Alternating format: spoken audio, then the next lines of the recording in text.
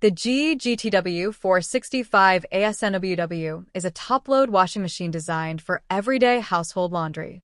While it is generally reliable, like any appliance, it can occasionally experience problems such as not filling with water, not spinning, or not draining properly. When issues occur with this washer, you may notice symptoms such as the machine not filling with water, failing to spin, not draining properly, or stopping during the wash cycle.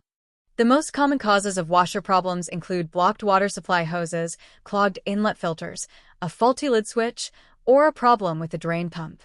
Unbalanced laundry loads can also prevent the washer from spinning properly. To troubleshoot the washer, start by checking the water supply valves and hoses. Make sure the washer lid is closing properly and that the load is balanced inside the drum. Inspect the drain hose and pump area for blockages. After checking these components, restart the washer and run a short cycle to confirm the issue has been resolved.